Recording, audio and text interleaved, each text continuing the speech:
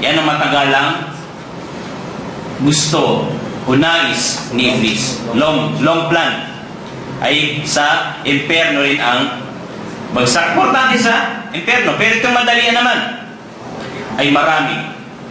Madali ang hangarin ni Iblis ay marami. Isa na rin ito mga kapatid. Tandaan natin, no? Mahulog ang isang tao sa shirk at kufr. Mahulog ang tao sa shirk at kufr. Shirk, pagtatambal kay Allah subhanahu wa ta'ala. Kufr, pagtanggi sa pananampalataya. At mamaya sa kwento, tingnan natin kung ano yung ginamit ni Iblis, syaitan, na bitag sa mga taong inililigaw niya. Sinabi ni Allah subhanahu wa ta'ala sa suratul Hashr, pagbabalita kay Iblis, kamathali syaitani idh qala lil insani kfur. Halimbawa kay syaitan ay nang sabihin niya sa tao, ukfur, tumanggi ka sa pananampalataya, mag-kufr ka, tumalikod ka kay Allah. Falamma kafara, at nang ang tao ay nagsagawa ng kufr, qala inni bari'um minka, tunay na ako'y malinis sa'yo, malayo, wala akong kinalaman dyan. Pagkatapos na makagawa ang isang tao ng kufr, ay sasabihin ni Iblis, inni bari, wala akong sabit dyan, wala ako dyan, ikaw lang yan, no? Bakit? Inni akhafu Allah Rabbal Alamin, tunay na natatakot ako kay Allah na Panginoon ng lahat ng nilikha. Di man yan, pag nakagawa ka, udyukan ka pag gumawa ka, hindi ako kabilang dyan, ha? Ikaw lang dyan, wala ako dyan, malinis ako. Ako nagtawag lang, bahala ka na sa ginawa mo dyan. Subhanallah. Suratul Hashr, ayat 16. At mayroon tayong halimbawa mamaya tungkol sa surang ito. Pangalawa na gusto ni madali ang hangarin ni Iblis ay makagawa ng mga kasalanan at paglabag. Makagawa ka ng mga, kung hindi ka makagawa ng kufr o shirk, ibig sabihin hindi ka niya nakayanan na makalabas sa Islam, ay iuhulog ka niya na makagawa ka ng mga malalaking kasalanan, mga major sins. Doon ka niya aakayin. So, sinabi ng Allah subhanahu wa ta'ala sa suratul Baqarah, ay 169, innama ya'murukum bis-su'i wal-fahsya wa an taqulu 'ala Allahi ma la ta'lamun. Tunay nang pinag-uutos sa inyo ni Iblis ay ang mga masasama at mga malalaswa, at ang sabihin nyo ang mga bagay-bagay na tungkol kay Allah na hindi nyo nalalaman. Magsalita kayo na ito'y si Allah, pero wala kayong alam. At ito yung pinakamataas sa kasalanan dito.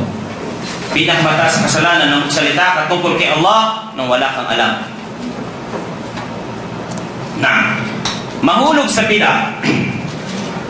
Pag hindi ka niya nahulog sa major sins, iuhulog ka niya sa bid'ah. Ano ang sabi ni Sufyan al-Thawri? Sabi niya, al-bid'atu ahabbu ila iblis min al-ma'siyah. Ang bid'ah, innovation, pagbabago sa mga pagdaragdag sa mga kautusan sa Islam na ginawa ni Propeta Muhammad sallallahu alaihi wasallam, yun tinatawag na bid'ah. Binago, dinagdag sa mga kautusan ni Propeta Muhammad sallallahu alaihi wasallam nang walang asal, wala sa original.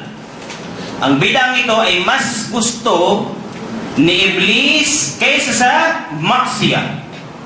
Maksiyah, kasalanan, no? Sapagkat ang maksiyah, li'anna al-maksiyata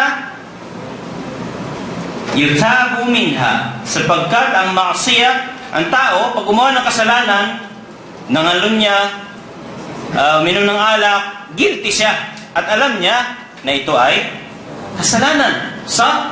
Pag sinabihan mo isang brother, umaamin na. Kasi alam niya ito ay kasalanan.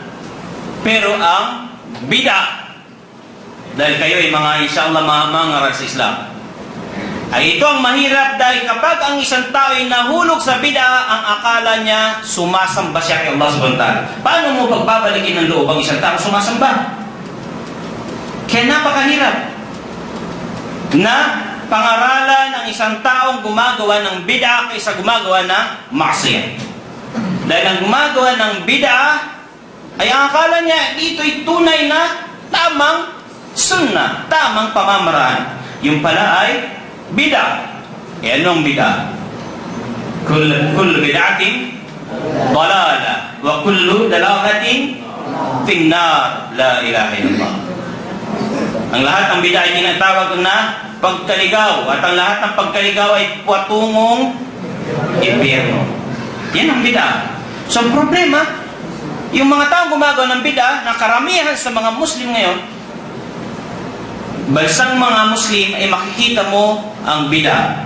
At hindi mo mapagsabi-sabihan, minsan tayo nang akala niya ito yung tama talaga. Paano mo kung pagsasabihin bid'ah? Ito masama ito eh. Dito tumataas ang aking iman. Yung pala bid'ah. Subhanallah. Kaya nga sabi ni Imam Al-Thawri, sabi niya ang bid'ah ay mas gusto ni Iblis kaysa sa maksiyah. Dahil ang maksiyah, ang tao ay nagtatawba, nagbabalik loob. Pero ang bid'ah, walang nagtatawba. Kasi iniisip niya ay tama ang kanyang pagsamba. Subhanallah. At napakahirap ito. Bilang mga mangaral sa Islam, ito ang isang matinding pagsubok sa mga da'aya. Dahil sa bid'ah at sa mga Muslim. Mari sabihin sa iyo, kailan ka ba pinanganak? Mangangaral ka ng sunnah, sabihin sa iyo, kailan ka ba nag-Muslim? Matanda na ako dito. Minana ko na ito sa aking mga ninuno. Oh. Ikaw, kahapon ka lang. Ito, matagal na. Panahon pa ito ng mga hapon. Subhanallah.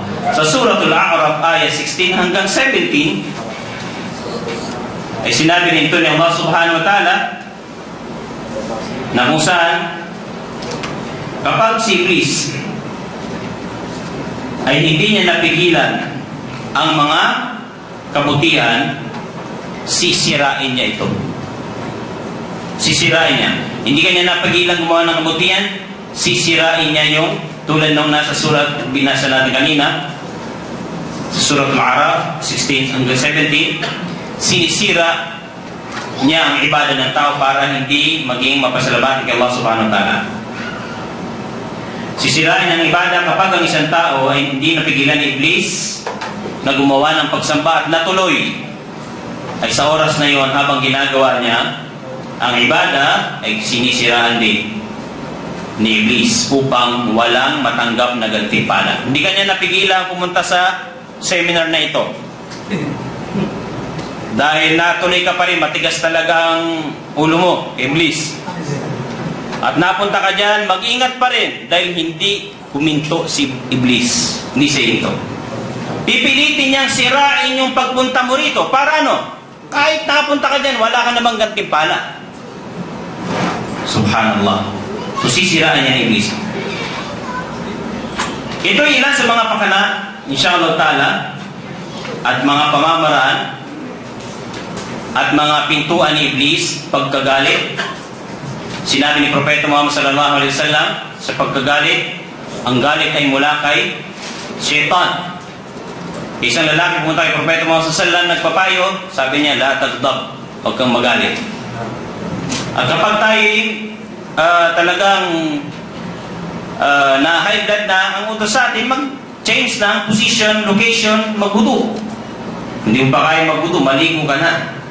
At hindi pa rin nawawala sa wudu, pero mawawala sa wudu sapagkat sinabi ni Propeta Muhammad sallallahu alaihi wasallam, ang galit na ito ay sanhi ni Iblis, at si Iblis ay nilikha mula sa apoy, at ang apoy napapatay ng tubig. Kaya advice na first, wag nang magalit.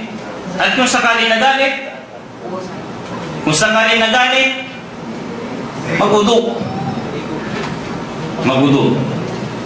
Panlilibak, pag-iisip ng mga masama sa kapwa, ito yung mga pintuan ni Iblis na makapasok siya sa atin. Sobrang pag-aakala o pagdudusa sa kapwa, sa mga mananampalataya, pintuan ito ni Iblis, parang binuksan mo ang kanyang pintuan o kaya nilagyan mo ng tulay.